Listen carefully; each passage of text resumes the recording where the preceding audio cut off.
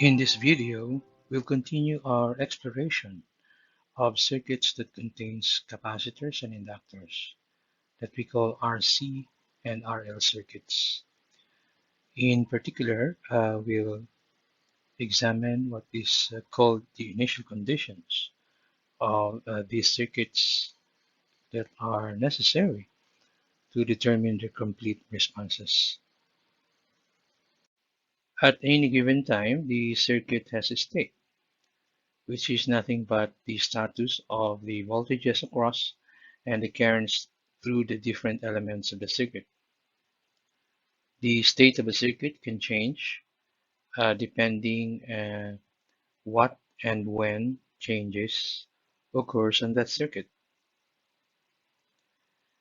Here we have a simple circuit where a switch closes at t equals 0.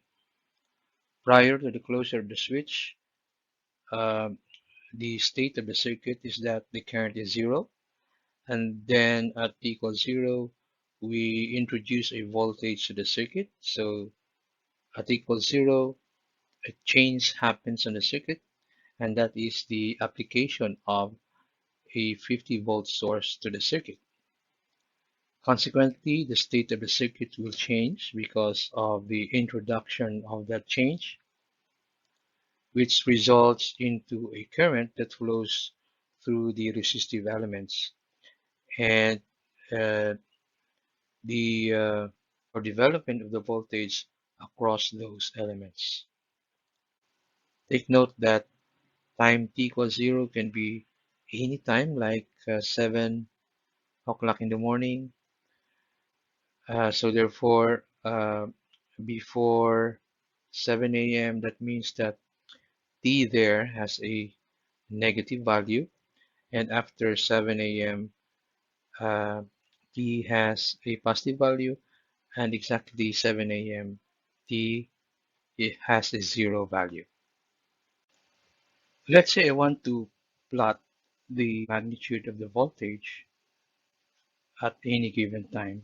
Take note that this circuit has its switch closed at time t equals 0. So meaning the time before 0 has a value of negative on the left side and positive on the right side. So this is the plot of the current. So we see that the current before t equals 0 is a 0, and then at t equals 0, it jumps to 30 volts. So we can see that the voltage V2 is 0 before t equals 0 and jumps to a value of 30 volts at t equals 0 and stays on that value all throughout. We can also plot the current that flows through the resistive elements, which is the current I, and this is the plot. So the current is 0 before t equals 0 and also jumps at the value of 1 ampere and stays on that value regardless of time. Take note that we have plotted I side by side with V2. Let's say I replace the 30 ohm resistor with a capacitor of unknown value, and I again plot the voltage V2 and I. Okay, so here is the plot. So take note that V2 is 0 before the switch is closed or before t equals 0, and exactly at t equals 0 it is still 0, and from there it starts to increase until it becomes 50 volts. Okay, so take note that the value of V2 does not exceed 50 volts and becomes constant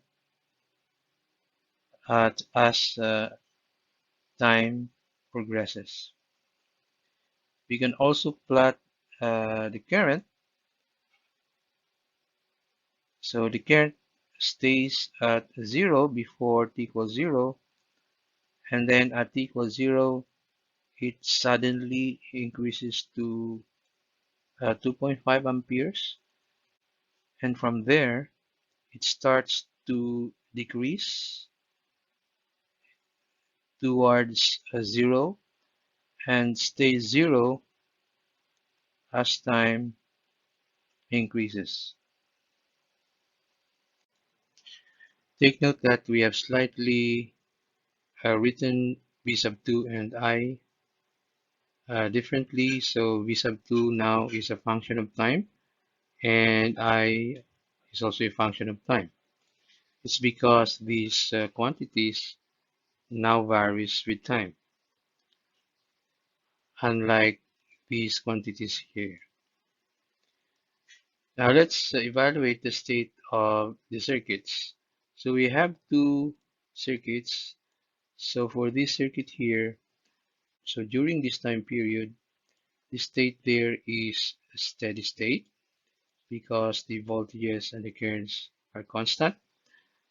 And in fact, they are zero because there is no source yet before t equals 0. And then during this period, it is also steady state because the voltages and currents are also constants. So the voltage is 30 volts and the current is 1 ampere, and it is a constant regardless of time. There is no transient state because when we close the switch at t equals 0, the voltages and currents immediately go to a constant value. On the other hand, in this circuit, during this time period, it is a steady state, and during this period, it is also steady state because the currents and voltages are constant. So, for example, V sub 2 is 50 volts, and the current there is 0. Now, this time period here is the transient state because the voltages and currents are all varying with time. Now, how long is this period depends really on the values of the elements. So, like for example, the capacitance of the capacitor and the resistance. So, in a circuit containing energy storing elements, what happens is that usually the circuit is in steady state. Then you introduce a change in the circuit, a transient state will uh, occur, but eventually that circuit will again go to a new steady state. In dealing with circuits containing energy storing elements, it is always necessary to know the initial conditions of a particular circuit. So the initial condition is the state of the circuit before any changes to the circuit is applied. But there is more to the initial condition of a circuit. In fact, we could classify the initial condition in three stages. That is the condition of the circuit just before the application of changes, at the moment the changes are applied, and just after the changes are applied. So what do we mean by this? So let's say we have here a circuit again. So our circuit is steady state before t equals 0, and then after the application of the voltage, it underwent a transient state, but eventually it returns to a new steady state. So what is the initial condition of the circuit? So let's, for example, take the voltage V2. So we know this voltage to be a function of time. Okay. So just before t equals 0, we know the voltage to be 0 here, right? So therefore, just before t equals 0, our V2 would be equals to 0 volts. Okay. Just or exactly t equals 0. So this is the point here. V2 is still 0. And just after t equals 0, so it is somewhere here, we still get V2 equals 0, right?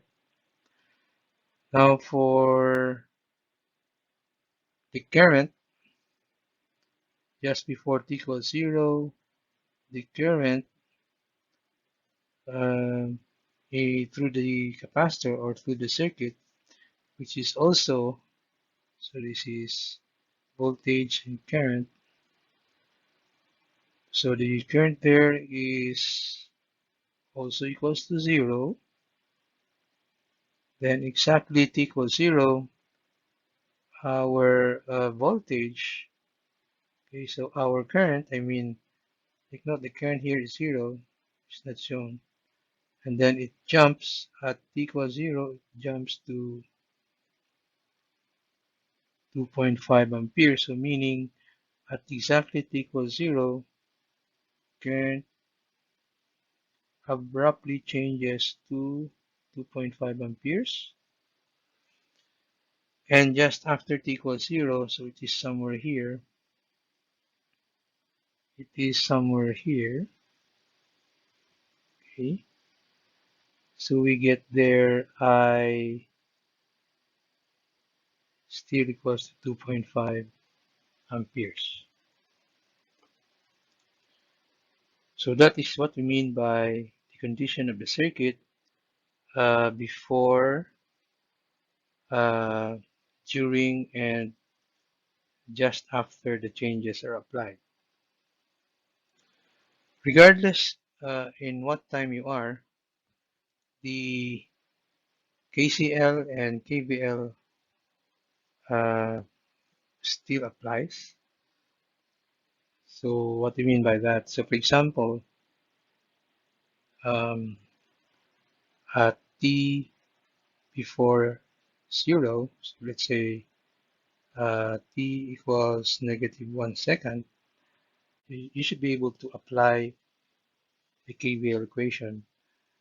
Well, our switch is open, so therefore we don't have a complete circuit, so we couldn't write an equation involving the current I.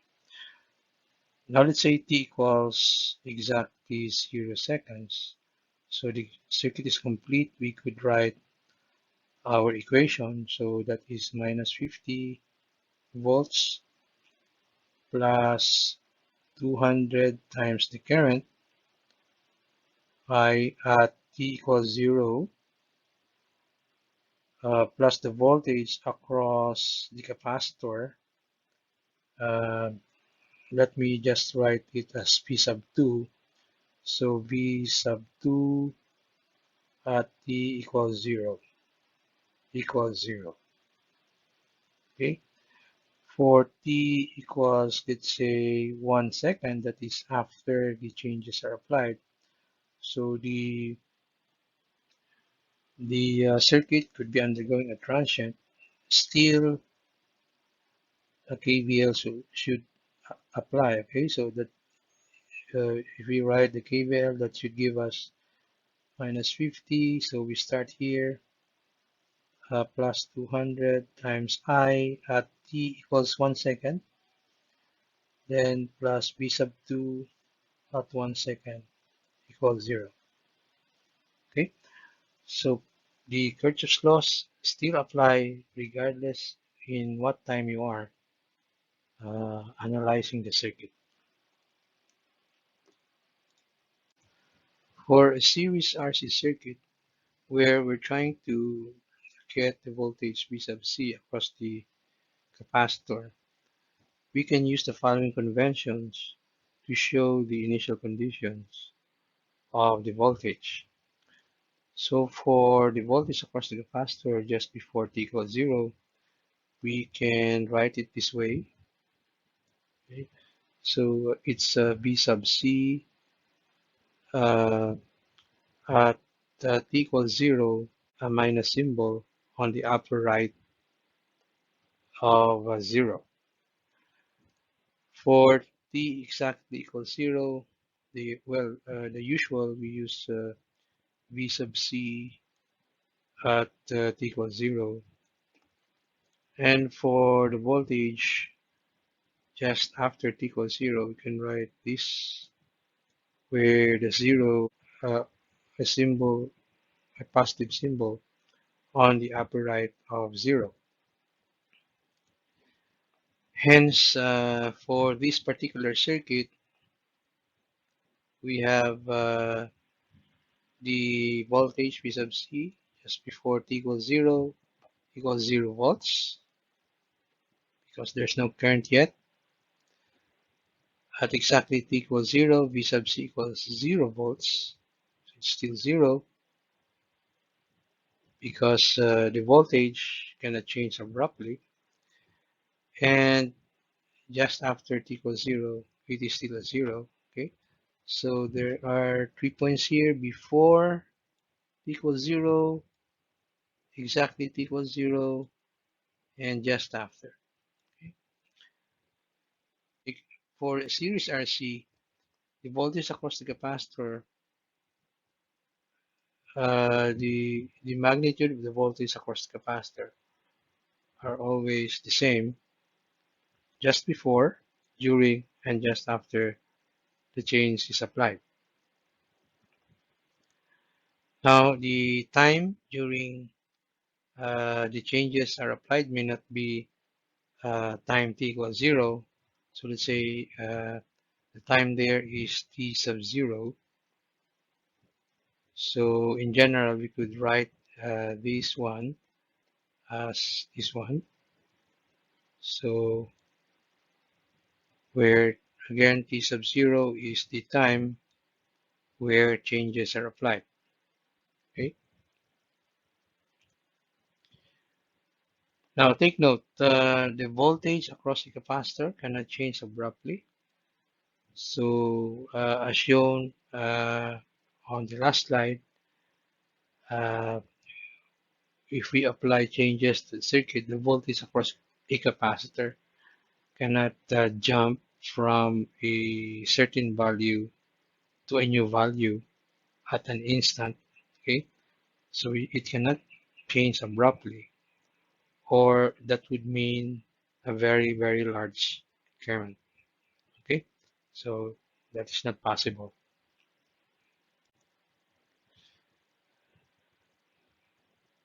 So for the current, uh, if we'll get the initial conditions at t just before t equals 0, our current is 0. At exactly t equals 0, it will jump to 2.5, and just after t equals 0, it is still 2.5 amperes. So the current through a capacitor can change abruptly.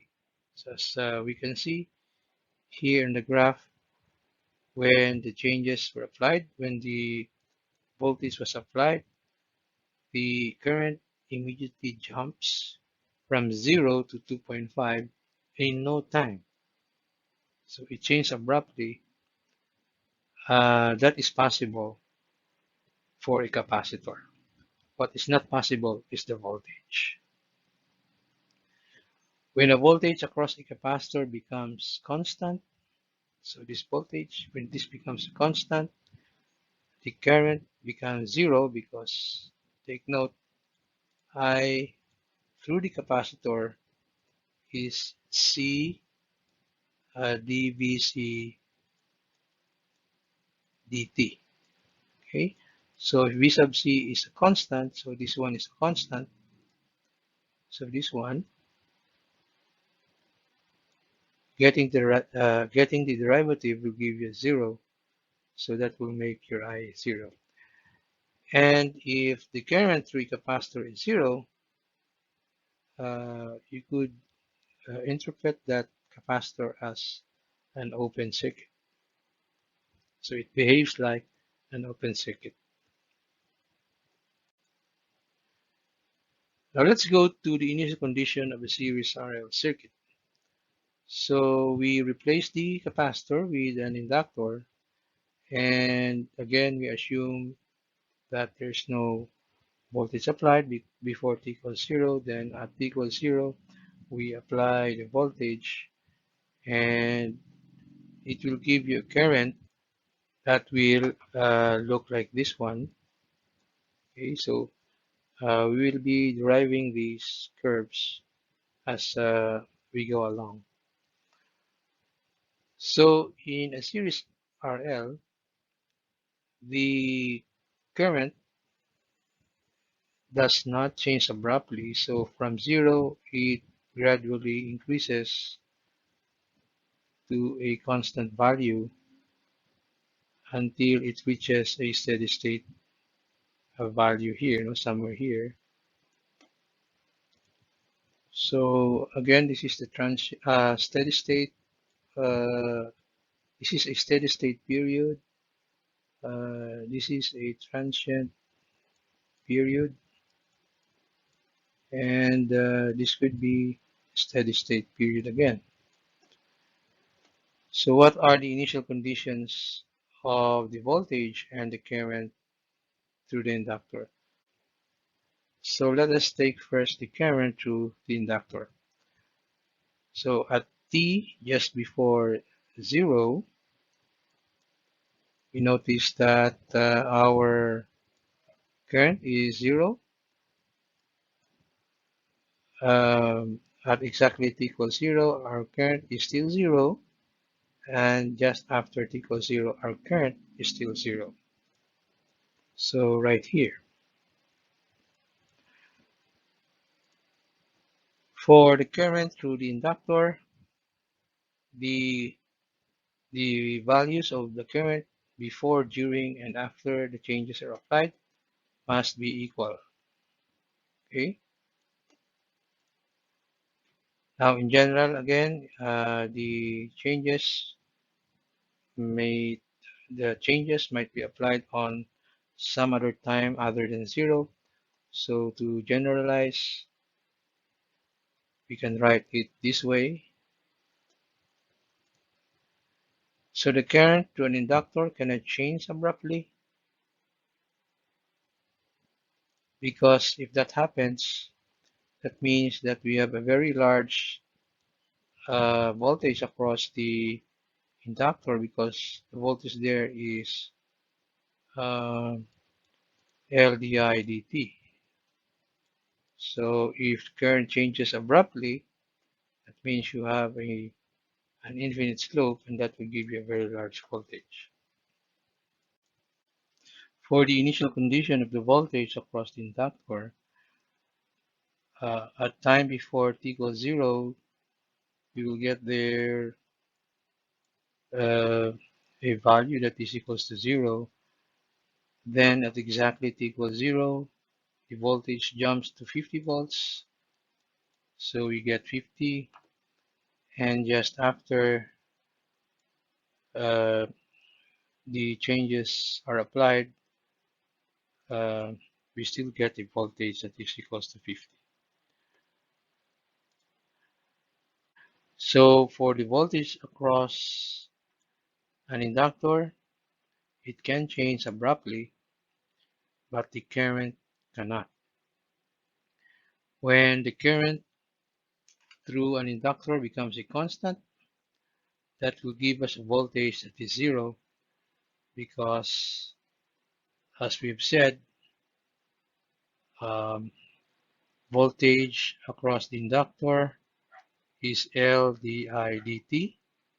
So if I is a constant, this should be equals to 0, and that should give us VL equals 0. And if the voltage is 0, that would mean this element is like a short circuit, right? So that is the behavior of the inductor when the voltage becomes 0. So in this video, we showed that there are two possible states for a network that contains energy storing elements. These are the transient state and the steady state.